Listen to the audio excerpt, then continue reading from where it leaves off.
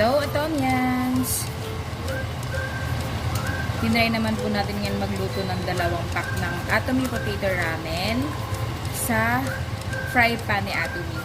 Kasi na-discover po namin na yung Atomy Potato Ramen po, masarap po siya gawing pancit canton. Yung hindi naman po totally ubos yung sabaw.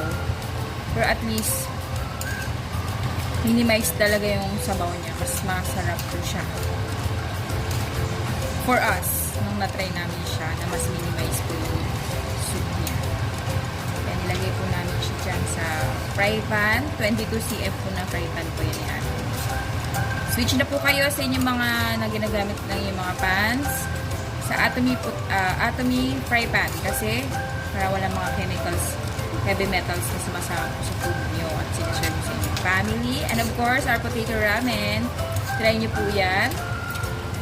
Rich in fiber po yan na ayan, luto na agad. So, ganyan lang po kami magluto ng potato ramen. Hindi namin pinapatagal kasi lalo to 5-ply to, mas marami pa siya na-store na heat compare dun sa mga stainless na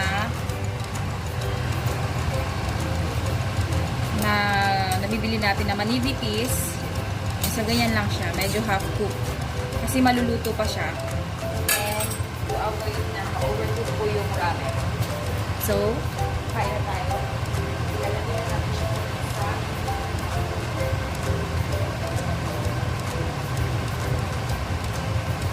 puso.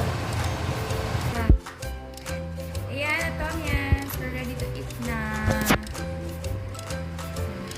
Konti lang yung sabaw niya. Tingnan niyo, sabi ko po sa inyo naluluto pa siya sa init. Kaya hindi namin talaga siya